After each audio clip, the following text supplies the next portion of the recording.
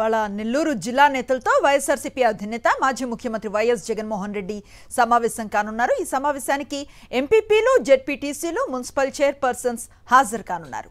తాజా రాజకీయ పరిణామాలు, జిల్లాలో నెలకొన్న సమస్యలపై చర్చించి నేతలకు దిశానిర్దేశం చేయనున్నారు వైఎస్ జగన్.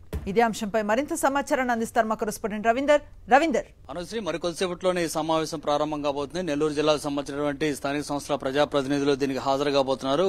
వైఎస్ఆర్ కాంగ్రెస్ పార్టీ కేంద్ర కార్యాలయంలో జరుగుతున్నటువంటి కార్యక్రమానికి ఆ పార్టీ అధినేత వైఎస్ జగన్ హాజరవడంతో పాటు అనేక అంశాల గురించి ఆయన దిశానిర్దేశం చేయబోతున్నటువంటి పరిస్థితి కనిపిస్తుంది. ఎందుకంటే ఇప్పటికే దాదాపు 7 నెలలు గడిచిపోయింది రాష్ట్ర ప్రభుత్వం అధికారంలోకి వచ్చి. అయినప్పుడు కూడా ఇంతవరకు చంద్రబాబు ఏ ఒక్క హామీని కూడా అమలు చేయనటువంటి పరిస్థితి కనిపిస్తుంది. ఇప్పటికే ఏదైతే గతంలో చెప్పినటువంటి పెన్షన్లు పెంచామని చెప్పినప్పుడు కూడా అంతకంటే దారుణంగా దాదాపు 4 లక్షల పైగా పెన్షన్దారులకు పెన్షన్ కట్ చేసినటువంటి పరిస్థితులు ఉన్నాయి. నిజానికి అర్హులను కూడా తొలగించినటువంటి పరిస్థితి చాలా చోట్ల కనిపిస్తుంది. ఇలాంటి పరిస్థితి నేపథ్యంలో నెల్లూరు జిల్లాలో ఏ విధంగా ఆ పరిస్థితి కొనసాగుతుంది, అట్లాగే మిగతా సూపర్ 6 హామీల్లో ఇంతవరకు ఏ ఒక్కటి కూడా అమలు చేయని నేపథ్యంలో నెల్లూరు జిల్లాలో స్థానికులు, ప్రజలు ఏ విధంగా చర్చించుకున్నారు అనేటువంటి అంశాల గురించి కూడా ఫీడ్బ్యాక్ తీసుకునేటువంటి అవకాశం అయితే కనిపిస్తుంది. అది కాకుండా ఇప్పటికే వైఎస్ఆర్ కాంగ్రెస్ పార్టీ అనేక పోరాటాలకు పిలుపునిచ్చింది. గతంలో మనం చూసాం 13వ తారీఖున రైతాంగ సమస్యల మీద పెద్ద ఎత్తున పోరాటం చేసిన గత నెలలో. ఆ తర్వాత 27వ తారీఖున ఏదైతే చేసినటువంటి అనేక ఇష్యూస్ సంబంధించి కూడా పెద్ద ఎత్తున పోరాటాలు పిలుపుచ్చిన నేపథ్యంలో రేపు ఈ నెల 29వ తారీఖున కూడా ఫీజు రియంబర్స్మెంట్ మీద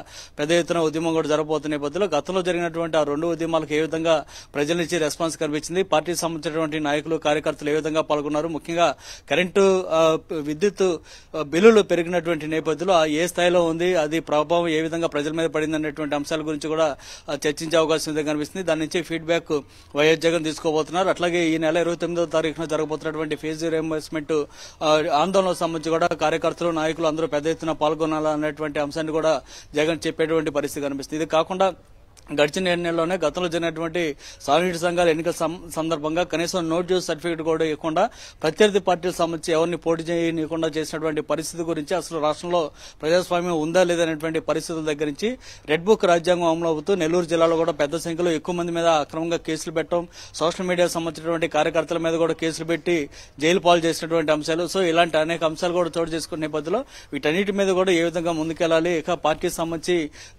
ఏ విధంగా కార్యక్రమాలు చేపట్టాలనేటువంటి అంశాలు కూడా వైఎస్ జగన్ పార్టీ నాయకులకు దిశానిర్దేశం చేయబోతున్నారు. Anusri, right, thank you Ravinder.